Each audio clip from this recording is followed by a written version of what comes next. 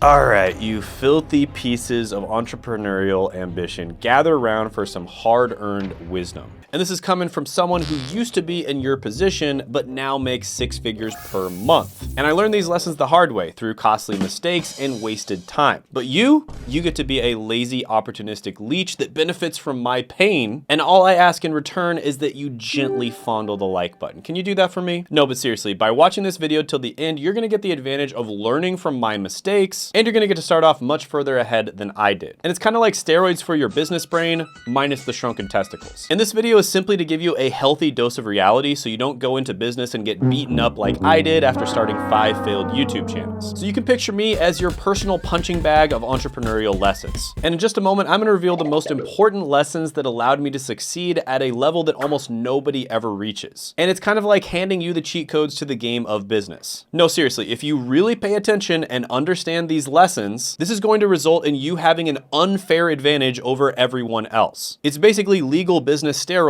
and I'm your sketchy dealer. So by the end of this video, you will know how to get ahead of 99% of people in less than a year, but just a warning, it may cause severe cases of success and annoying levels of confidence. So if you appreciate me dropping this value on you, hit that like button harder than I hit rock bottom with my 5 failed business ventures, and let's jump into it right now. All right, so how you can actually get ahead of 99% of people in the world. That is what we're gonna be going over in today's video, and we're gonna jump into the computer, and the first thing that we need to talk about is what exactly is 99% of people? Well, what 99% of people is, that would mean that you're basically in the top 1%. So the first thing you have to ask is, like, what is the definition of getting ahead of 99% of people? Well, you know, you could argue many different things, freedom, wealth, etc. But let's just talk about something that's tangible, which is wealth. What is the 99th percentile of wealth? Well, that would mean you're in the top 1%. So, okay, top 1% of wealth. What exactly is that? Well, if you look worldwide, that would be about an $800,000 net worth. And believe it or not, top 1% of wealth would mean you're only having to make about 30 to 40K per year in income, believe it or not. So if you're making 30 to 40K per year in income, you're actually already in the top 1% of wealth in the world. But with that being said, let's talk about first world English speaking countries. And this is where the data gets a little bit confusing, but generally speaking, if you want to be in the top 1%, you need to be making 10 to 30K per month. That will get you in the top 1% of earners. Okay, 10 to 30K per month. So how do we get to 10 to 30K per month? That's the next question. Well, I'm going to assume that you are starting off from absolute zero. So you don't have any skills, you don't have a business or anything like that. So we're starting off from absolute zero. And the first thing you need to do, and I'm going to sound like a huge boomer saying this, but get a job. Okay, get a job or get some source of steady income, right? You have to have some kind of steady income, or, you know, it could be freelancing, it could be a job, it could be contract work, whatever. But you need, maybe you just reduce your expenses by moving into your parents' basement, and you mow the neighbor's lawn and you just have no expenses, and then you have enough money. But either way, you have to have some form of being able to make a living, right? You have to be able to make a living. So you're not going to be able to start a business if you're not making a living, because you're going to be homeless on the street. Okay. So get a job, but you want to get a particular type of job. Okay. And in order, these are the 3 best types of jobs you should get. I'm going to put A as the best one, or actually, you know what? I'll just put number 1. This is number 1. The best type of job you can get is a job where you're getting paid to learn in-demand skills.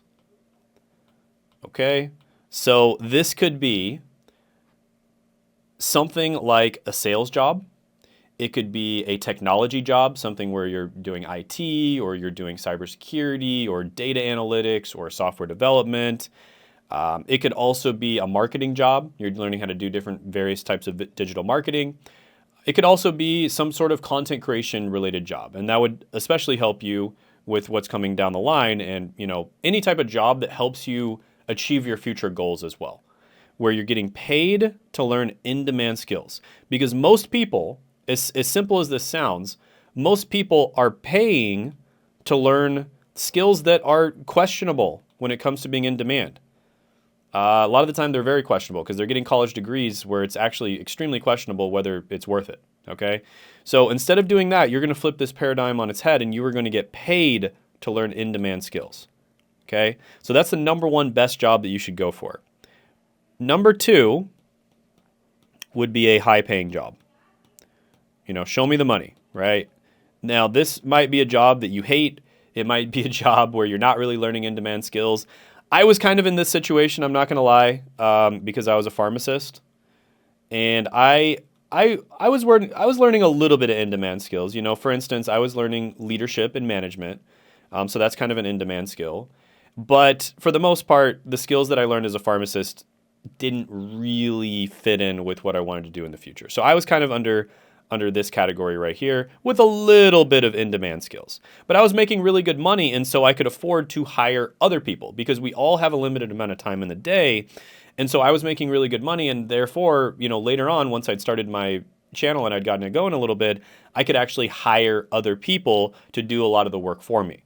Right? So that's the advantage of having a high-paying job, is you can make enough money to where you can save money and invest money to where you could quit your job and have a runway where you're not going to run out of money and you're not going to end up homeless, right? Or you could, actually, you could hire other people to help you out as well. So that's why number two is really good, and that's a high-paying job. Number three, this is another type of job that can be really good, is what I like to call a warm body job. And this is basically where it's an important job. You may or may not be doing in-demand skills. You may or may not be getting paid a lot. In many cases, you probably aren't. But the one thing that's really good about it is you can work on your business while you're doing it, okay? So you can work on your business while you're working in the job. So you're probably, you know, in a warm body job, typically you're not going to be getting paid all that much, and you're not going to be learning super in-demand skills, but you are going to be able to work on your business because it's kind of one of those jobs where you're just kind of on demand. You know, you're just sitting there waiting for something to happen. So an example of this, a friend of mine worked an overnight IT job at a factory.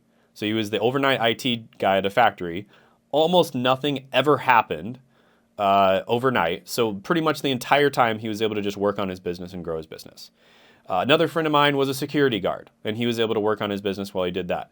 Another friend of mine worked a cybersecurity job, and they were able to work on their business while they did that. So that cybersecurity job was actually kind of all three because it was an in-demand skill, although he didn't end up doing it that much later on.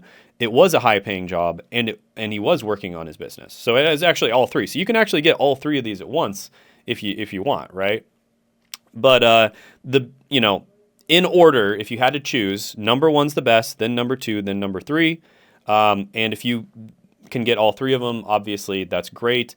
But all three of these are going to help you to actually start your business, and that is your ultimate goal, is starting a business that can give you more time freedom. And another thing really quickly before we go on to the business part is if you can get a remote job, that's better as well, because remote jobs will give you a certain level of freedom and a certain level of time, time freedom, location freedom, so you can, move somewhere cheaper, and financial freedom as well, right? Because you save money when you have a remote job. You don't have to pay for gas. You don't have to pay for lunch, going out to, expensive lunch. You can just make lunch at your house, and it's much cheaper. So it saves you a bunch of time, location. In many cases, remote jobs, you can live in other countries. As an example, one of my friends was working as a software developer. He was living in Japan because he really likes Japan. I've had other friends work in various different jobs, digital marketing, etc. They live in cheaper countries like the Philippines, Thailand, or even just cheaper places in the United States. And so they're able to save a bunch of money because of the location freedom. They can also network more easily. If you have something you need to do, or if you have a vacation you want to go with your family, etc., you can do that when you have a remote job. So that's another reason why remote jobs are awesome. And so you can add that to that list that I talked about before, if you can make it a remote job too. So, number two, do whatever you were going to do in the first place. Whatever business you were going to start it. but just go ahead and document your journey online. Now, how do you document your journey? With a YouTube channel, okay? You literally just build in public and you document your journey. You share the journey. Now, one of the biggest names in the make money online space did this exact thing, and he did it basically before anyone else did. And that is Iman Gadzhi. Okay? Iman Gadzhi, I'm probably going to spell his name right or wrong, but yeah, I think that's his name. He did this. He documented his journey ever since he was 15 years old, and now he's, probably worth like 50 million or something like that. But he documented the entire journey ever since he was 15 years old. When he first started, he was trying to do like a fitness channel, bodybuilding. Then he went to like a photography and a videography channel. And then he went to making marketing ads for people. And then he went to SMMA, and then he went to like business in general. So he documented the entire journey. And what this did is it created an incredibly powerful personal brand. And when you have a personal brand, this is basically a cheat code. Personal brands are essentially a cheat code online because people know, like, and trust you. KLT, know, like, and trust you. And they are like 500% more likely, like 5 times more likely, 10 times more likely to actually buy from you when they know, like, and trust you. Okay? So personal brands are incredibly powerful. Do whatever you're going to do. Start whatever business you were going to start, but document it online. Okay? This, oh man, guys, this is so powerful. And this is exactly what I did. I basically was doing some career, just to go back to this point, I was doing basically some career coaching. And I basically just started documenting my thoughts online with career coaching. Now, I ended up getting away from the career coaching thing, but that's fine. Like I don't do really the career coaching thing anymore. I actually just send people to other career coaches to take care of them. But that's totally fine because when I began my journey, this is what I was doing. I was doing career coaching. And I was documenting my thoughts about college degrees, about alternative education, about the best careers, etc. And that is what got me to my first, 6 figures a month. That's what got me to 7 figures, is just the career coaching alone. And so this is incredibly powerful. And the crazy thing is when you have a personal brand, you can change. It's a living, breathing organism. I've changed my niche like 5 times, and that's fine. I'm able to change my niche because when you're a personal brand, you are the niche. You can change the niche because you are the niche, right? And so that's the beautiful thing about a personal brand. And then the third thing you want to work on is get 1,000 real fans. When you are documenting your journey, you're going to start getting people who are true fans of you. They really just follow you. They literally feel in their heart of hearts like you are a friend. And this is the craziest thing is when I meet people in real life, when I run into people, they treat me like I'm a long lost friend. It's crazy. I've never met them before and they treat me like I'm a long lost friend. And this is the power of a personal brand. And this is the power of having 1,000 real fans. These are people that'll buy anything that you put out. They'll literally buy anything that you put out. And it's just an incredible thing to experience. Get 1,000 real fans.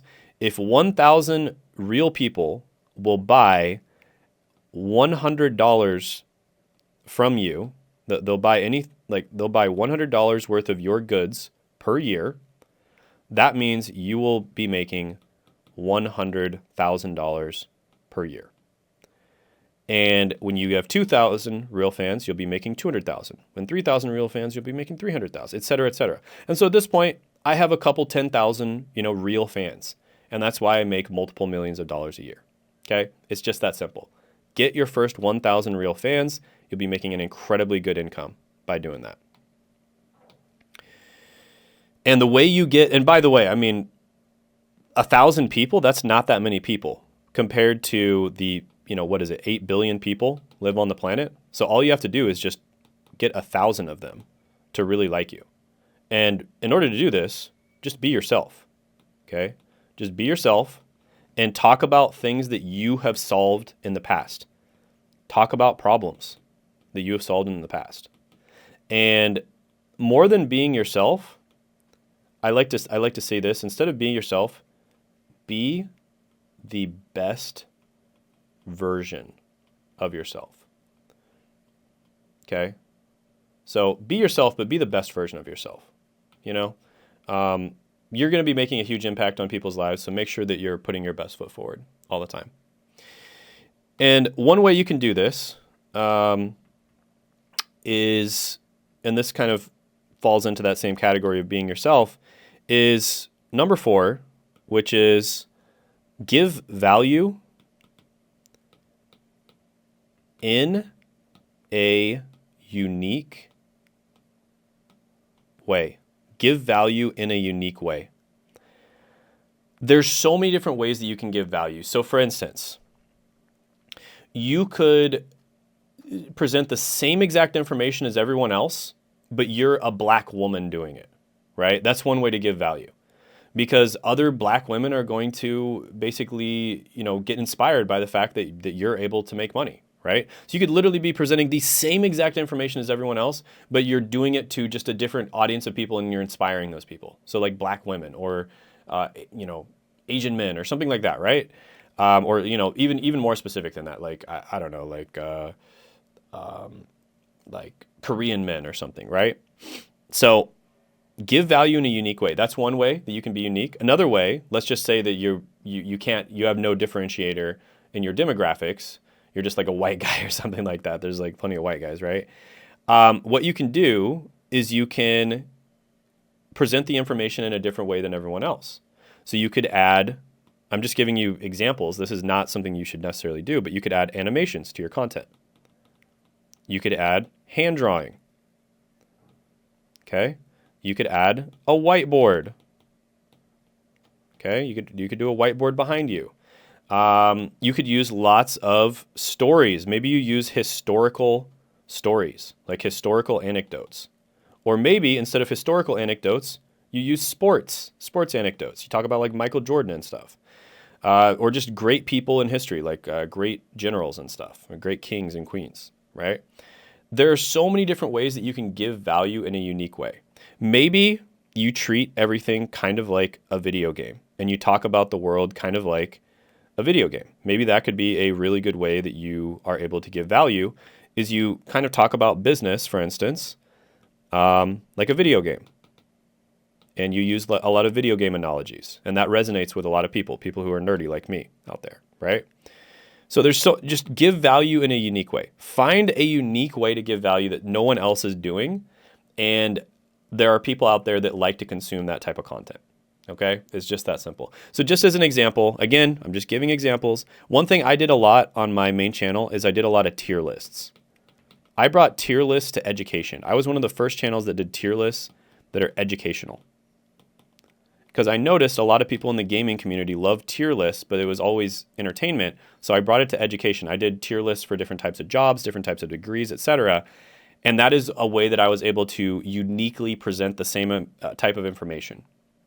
Is I just did basically listicles, except they were tier lists instead of listicles. And if you don't know what a tier list is, I'll have it pop up on the screen so you can kind of see what I'm talking about. I'm sure you've probably seen one before. Okay, so that's a way that I was able to uniquely give value in my niche, is doing a lot of tier lists. Now, the next thing is passion. And I'm going to do this with a question mark.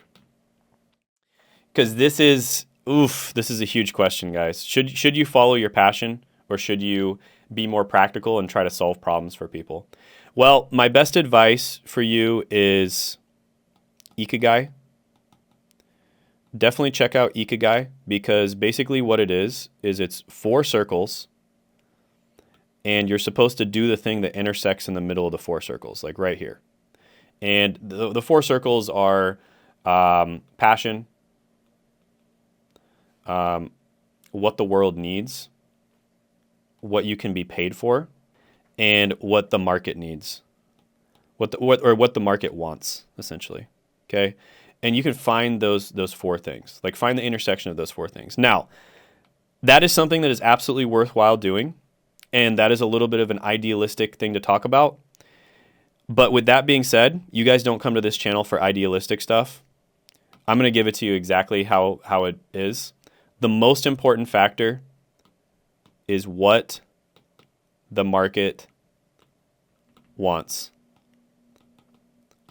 This is the most important factor when it comes to making money. You must give the market what it wants. If you're not giving the market what it wants, good luck making money.